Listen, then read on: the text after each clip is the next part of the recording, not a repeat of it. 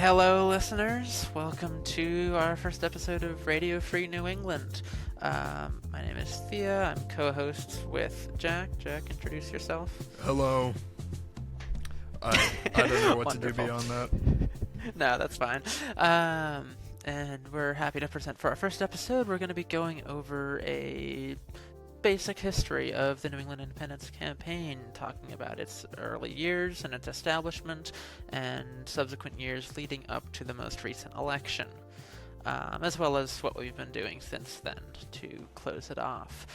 We have Maddie here, who's the current longest-running member of the NEIC, or longest-running leadership at the very least of the NEIC, who is the second person ever to join it, and she is a delightful resource of information about these early years, about how it operated back then, about how the movement grew into the size it is today. Welcome, Maddie. We're glad to have you.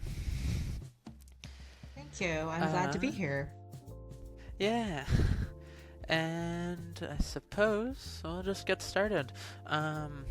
So starting off, the NESC was founded by Alex, and I'm forgetting his last name off the top of my head. I don't know if that's something that we're going public with. I think it's fine because he's always been public. Because, as the founder, he's always been public with everything. Just because, we want to let people know that this is a grassroots movement. So, Alex Gilbert, my friend, founded the movement in 2014.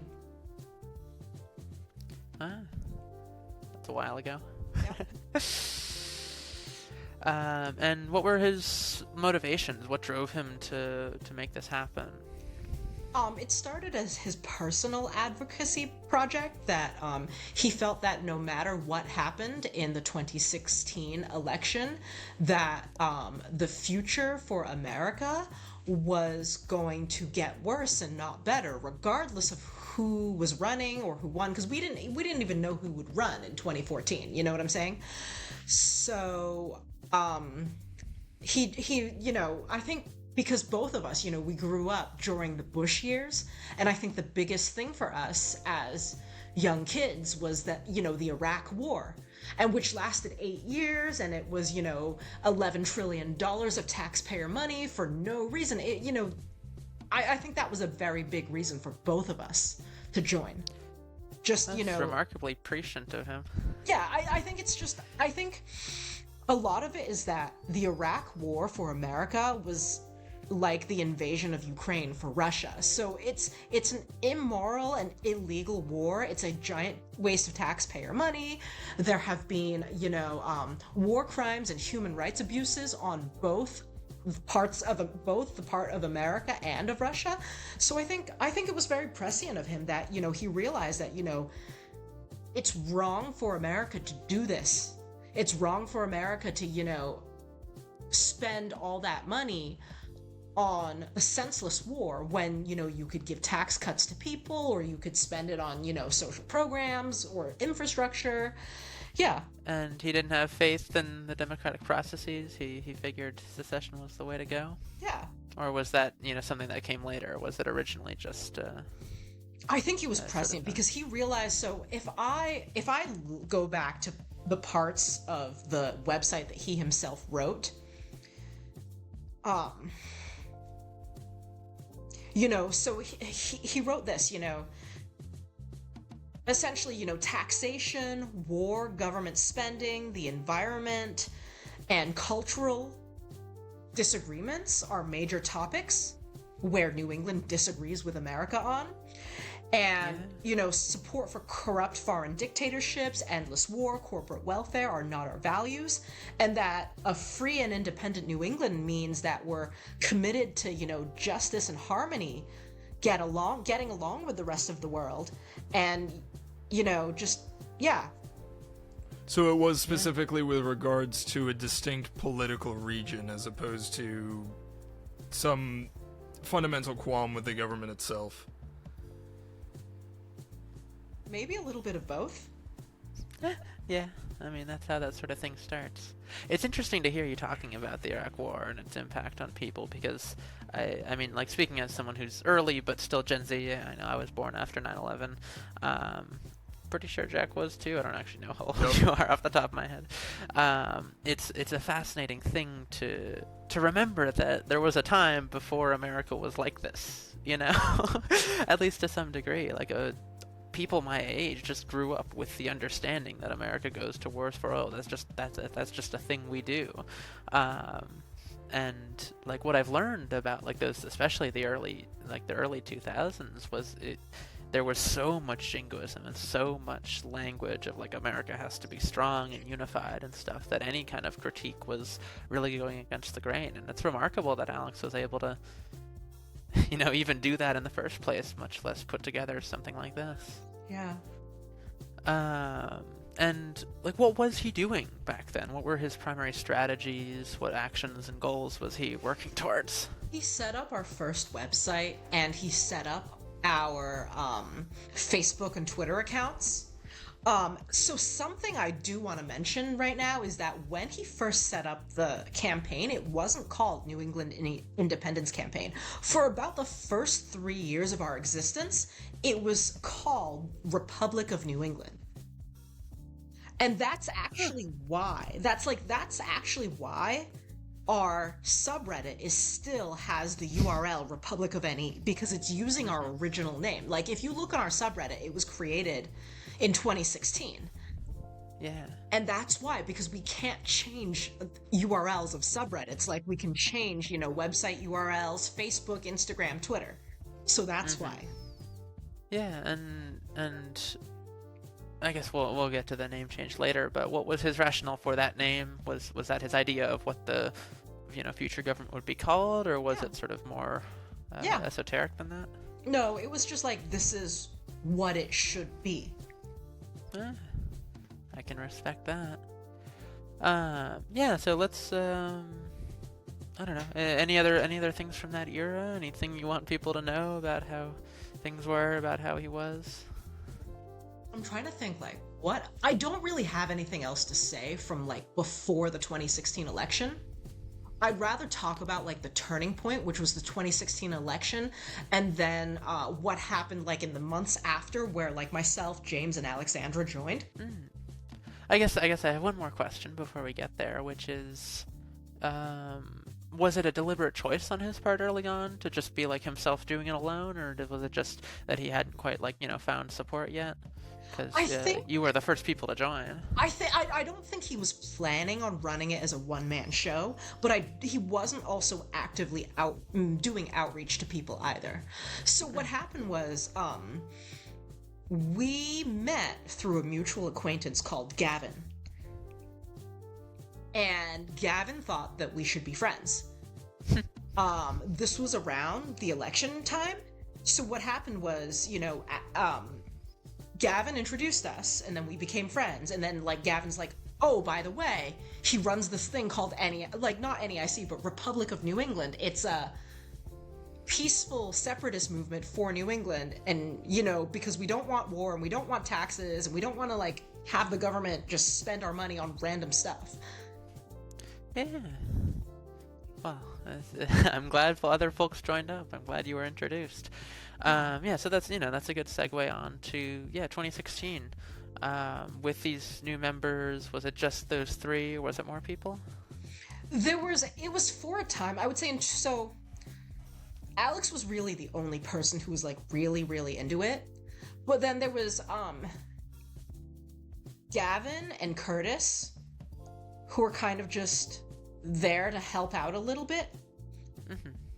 And, like, Alex was doing the work, and I think Gavin and Curtis were just there to just be his friends, be emotional support, and also, introduce him to people who they knew, but he might not know yet.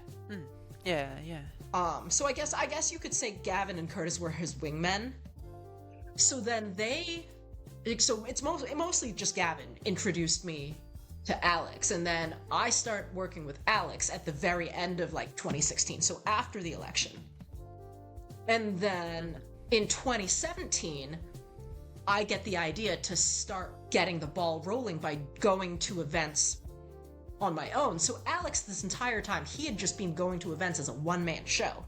in Maine and New Hampshire. So he would set up, a table and like hand out stuff at like a festival or something like that.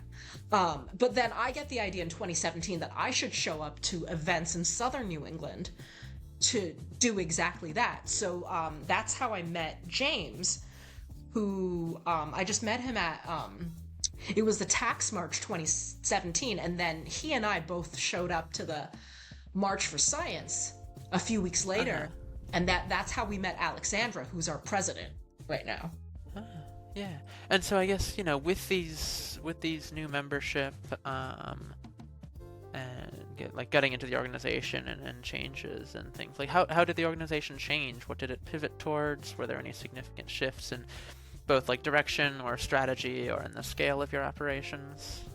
I think that our mission statement has always been the same, that we want to peacefully secede from America using ballot questions, and that we want to secede because, we're against war, we're against taxes, and we're against wastefulness of government spending. And we also think that, our culture is so different from that of America.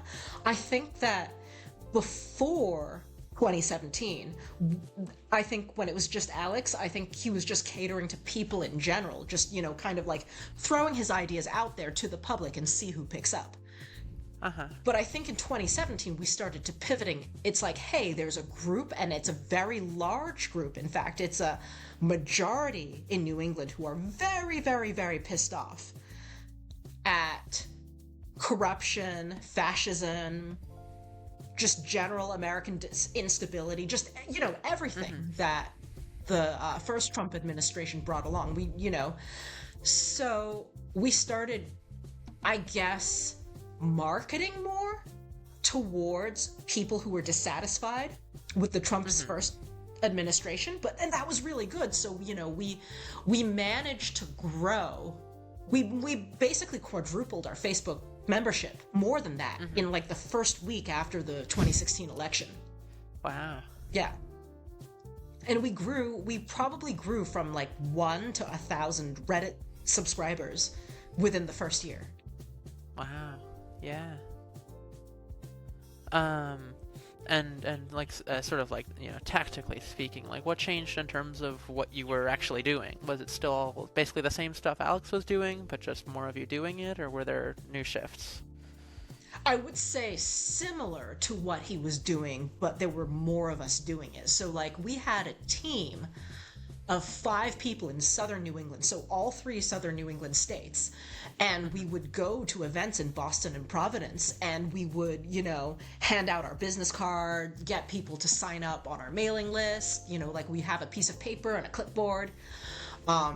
We would just do what he did, just on a bigger scale and in bigger cities. Yeah, and was he still active at this time? He was doing all the same stuff? Yeah. All right. Yeah. And I guess, leave it open again. Is there any last bits and pieces from this time span? Are there any particular actions, either like that you and the organization conducted, or things in particular that the Trump admin did that, sort of bolstered support or were a good justification for continued action? I think the general lawlessness and, like deporting illegal immigrants in inhumane conditions, and also just, his general like racist, misogynistic, homophobic rhetoric, and also, his general like anti-education, anti-science rhetoric. A lot of it was just his rhetoric, because he's clearly a bad person and wants to do bad things, but I think in his first administration he was so disorganized he didn't end up doing many of the things he wanted to do.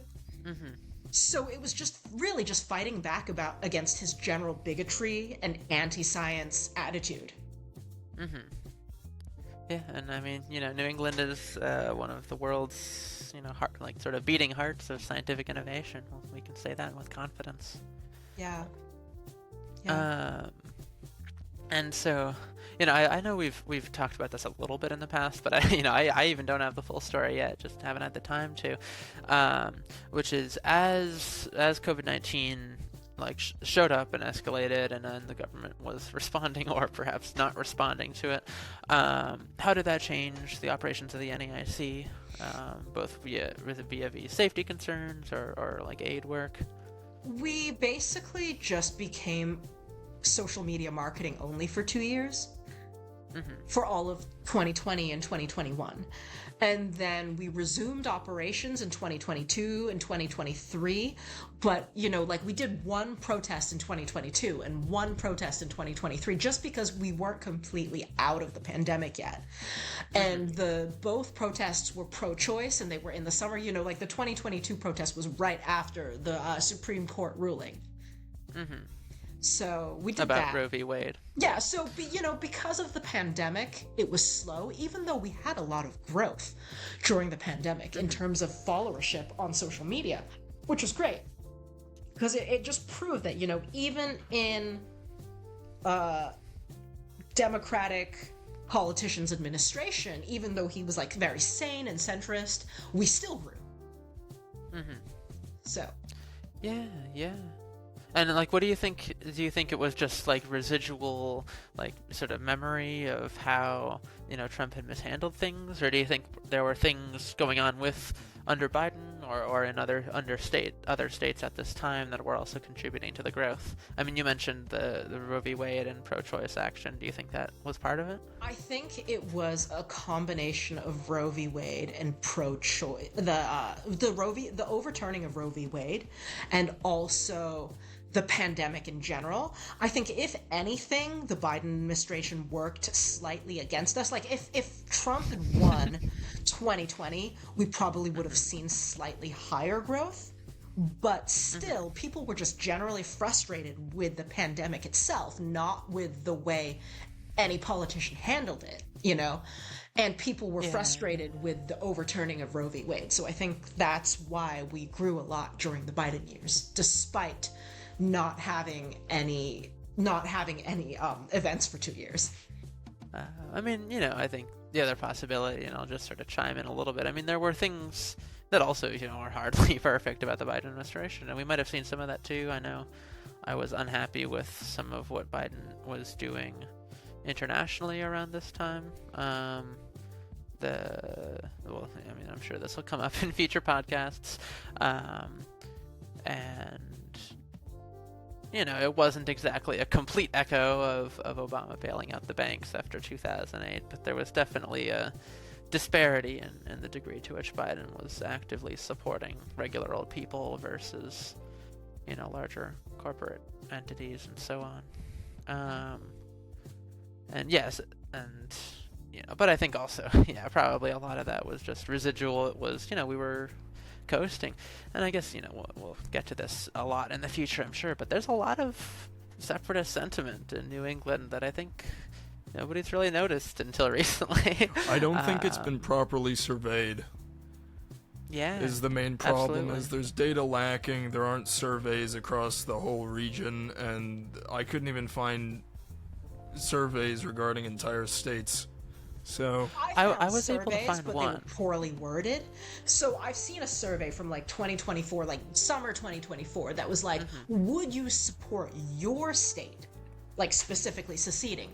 And it was essentially all the large population states had high numbers of yeses. So Texas, Florida, California, New York, Illinois all had very high percentages of yeses. And then all the small population states said no. And it's but that is poorly worded, because small states would not want to secede by themselves. They would secede as part of a regional bloc. So I think that if you were to ask, would you support your state or your state plus all the neighboring states seceding, then the percentage in, say, Vermont goes from, 11% to, say, 33%. Yeah, I think I've seen that same poll. I remember California and Texas were around 30%, and then some other states like New York and Florida around 20, and New England was mostly around 15, if I recall correctly. So I remember New York was 29, and they on the ground, their independence movement is where ours was in 2014, 2015, right? So they have like very few like admin team members, and like they're only one social media network, and they don't even have a website or a registered nonprofit. But like, even without a dedicated movement, if they're already at 29%, our small states in New England are probably like at 33 or 35%. If you word the question as, would you support all 6 New Englander states seceding together? Yeah, absolutely. I mean, maybe even higher. We just we don't have the data for that right now. Right. I think another thing that's important to acknowledge in the consideration of surveys is their sample size, and their sample size in specific areas. So a whole U.S. survey may not get the necessary samples from New England to give perfect clarity, or may not have been collected from the right areas to give perfect clarity on the sentiments of New England, I think. Yeah, absolutely. I mean, if you were asking in mid 2024, I'd hazard a guess that there are probably pockets of like rural, like New Hampshire and Western Mass and Northern Maine that would be a lot more likely to be interested in secession then than they might be now, because things vary as different administrations and people are dissatisfied and that sort of thing. Yeah, so sampling is hard for that, for sure. Yeah. Moving onwards, so after, post-pandemic in like 2023, 2024, leading up to the election, what was the NEIC doing as you were, getting back into the swing of things? I know we had some changes in leadership. Give us the story. So Alex left NEIC in 2021 for career reasons. Just a lot of people just have very busy jobs, and that's completely fine. Like we do have, turnover in NEIC leadership just because, people have jobs and people have kids and people have, elderly family members that they have to take care of, and, that's life. So we were kind of ancephalous for a while. I think it was fine. I think 2020 through 2024 were very calm years. So we had like slow, controlled growth. We did 2 protests, one in 2022, one in 2023. And then, in 2020, 2021, and 2024, we just, in social media marketing. And, more, slow and steady wins the race. And that was really good. Mm-hmm. And then the 2024 election happened. Yeah, so in immediately leading up to that, I don't remember the whole the timings of who joined when. Did any of the admins join prior to the election, or has that all been since then? The new blood. Since then. So essentially, like, you have myself, James, and Alexandra, who are basically we're the only 3 remnants from the Alex Gilbert era. Yeah. And then you have, everyone else who is from the Trump 2.0 era. Yeah. And I know we got, we have have all the stuff in the works, and we got registered as a nonprofit and et cetera, or a charitable organization. I don't remember the exact designation. That's not my job. Was that also post-November? No. So myself and Alexandra, we had been hatching this plan for a month. Because it's honestly, like, there's a lot of paperwork, and you might not see Alexandra in the day-to-day marketing or event planning for NEIC, but she does so much work regarding our legal, accounting, and banking issues. Mm-hmm. She's the one who deals with the IRS and just does a lot of, like, headache paperwork. Yeah. Oh, gosh. That I don't and was the 501c4, did you start that prior to the election, or has that been since then? We started the processes for all of that. Because here's the thing, like, it's many, many steps to, because having a nonprofit in New England, like, you have to register with the Secretary of Commonwealth, and you also have to register with the Attorney General's office, and then on a national level, which is completely separate, you have to fill, like, it's like a 9-step process with the IRS. You have to fill out this form, that form, the other form, and so we've probably, like, collectively, we've probably filled out like 10 to 20 forms between state level and IRS level. And, we had to, crowdfund the money because every form you submit, they're going to hit you with a fee. So we started doing that like October, and we were still like sleeping only 6 hours a night. October 2024? Yeah. Okay. Yeah. So we started the process in October, like a full month before the election, and we were certified as a state level nonprofit on election morning. That's some timing. There's honestly, like, even with the forms and like the crowdfunding and all that, you still have to, like, if you have a charity, you have to write bylaws. And so Alexandra, she really spent, she was the one who was doing the bulk of the legal research. But yeah, she was doing a lot of stuff that, like, other, some of us, like, were not able to do, or, yeah. Yeah. So then, to clarify, the NEIC is, like, officially established as an organization for tax purposes.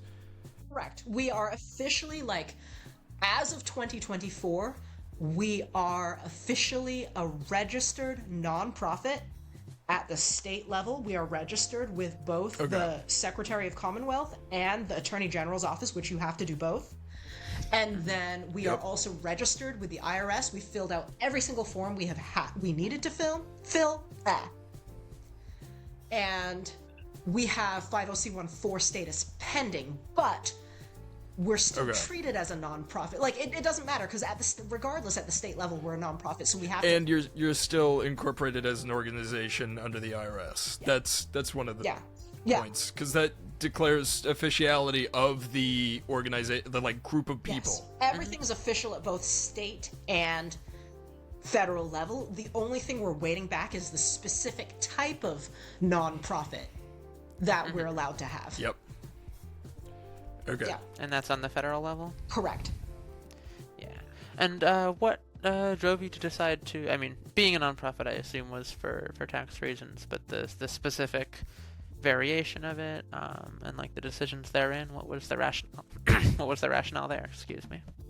I think in September, October 2024, like, Alexandra and I had some conversations regarding our future in New England, and we realized that no matter what happened, it's going to be a bad future. So we couldn't just continue operating as an informal social group, because if you're not registered with the government, you can't fundraise tax-free, and you wouldn't be taken seriously if you tried to, host your own events without a co-host. So in 2017 to 2019, we co-hosted all these protests, but we had to partner up with an official registered nonprofit in order to fundraise tax-free and to be taken seriously by other nonprofits and by the media. But yeah, that makes sense. Yeah. And then I mean, it was interesting to hear from you that, like, you, even before the election, you saw the writing on the wall in a way that I think a lot of people didn't. I think a lot of people were, at least a lot of people that weren't aligned with Trump, were very surprised, or at least somewhat surprised, by his victory. I was surprised with how much more he did with the second term off the bat than what he did with the first term. Yeah, I was surprised by that. I honestly thought that Trump 2.0 was just going to be a repeat of his first administration, and it is, like, so much worse. So we are in February of 2025, and he has already implemented roughly 1/3 of Project 2025. So I think this time people are a lot more scared, and I think that reflects in the membership of, our mailing list and our social media followership. So our mailing list has grown by 250%. All of our social media platforms have grown by roughly 250%. And the fact is, like, his first administration was just a fluke. It was just, an Archie Bunker type saying racist things. But now, like, he's actually, he's deporting legal immigrants and U.S. citizens for having a tattoo he doesn't like, or saying things that he doesn't agree with. Yep. Yeah. So I guess we'll jump back really quickly to the election, and then we'll go back to talking about the present and what's been going on. Did NEIC have any specific actions like right after the election, or like how did we see a lot of that NEIC growth then, or was that more around the inauguration? I would say it was those intervening constant months? stream. It was like we had big jumps around both. Mm-hmm. Alrighty. Yeah, and I guess since then, I know I joined right around the time this was being finalized, but Maddie and others organized protests. Yep. And that was a completely solo act, basically. I mean, we had people that we were working with, but we were the organizers. We were the primary organizers. We fundraised, and we paid for most of that. Mm-hmm. So that was the Women's March in 2025. And yeah, we were the main hosts, and it made me feel really proud because, we were in every newspaper. Yeah. So, yeah. And otherwise, I know we've sent folks to at least 5 or 6 other protests, maybe more. Yeah. Something close to that. And we've been very active online, for sure. I mean, God, the amount of growth we've seen and the amount of support we've seen. I guess, in terms of leadership, which I mentioned a while ago, we gained, 4 admins? We gained a lot of admins. We even started a new tier between admin and supporter, which is volunteer. Yeah, so that's been sort of, to a degree, one of my sort of personal projects is putting together a way to have this category of volunteers where people can participate. People like Jack here, who is our delightful co-host and audio engineer, so that people can participate even without having to take on that sort of leadership position where they can be given directives and given tasks and do them to the best of their ability with the time they have. And it's been really great. We've seen a pretty quick growth in our volunteers. We already have more volunteers than admins, and pretty soon, as far as I know, we'll have a nice streamlined form and information on the website about how to make that happen even better. Yeah, I just want to end on a really hopeful note. This has been our best year so far, 2025. Mm-hmm. Our hopes and goals for the year are to get state legislators in all 6 states to at least sponsor a bill that would force employers, corporations in all 6 states to withhold federal tax from the government and direct it to the state level government instead. And then I would say our other 2 goals for this year, in terms of policy initiatives, it would be, maybe not policy initiatives, but general goals, I would say, encourage New Englanders to take self-defense courses. And I would say the third one would just be, expand the use of regional currencies, which we have one called Berkshires, and right now it's only used in Berkshire County, so we want to expand that to neighboring counties. And I think that those are some good tasks that we can definitely get done this year. And then on the administrative side of NEIC, I would say our goal would just be, we definitely want more admins, more volunteers. We're always on the lookout for, event leaders, because right now we have a lack of event leaders in the smaller states. So Rhode Island, Vermont, New Hampshire, Maine. So if you want to be a chapter leader and you live in one of the smaller states, please reach out to us at newenglandindependencecampaign@gmail.com and just let us know, your name, what town and state you live in, and your Discord username. Yeah. Well, this has been a wonderful first episode. Thank you so much again, Maddie, for being on.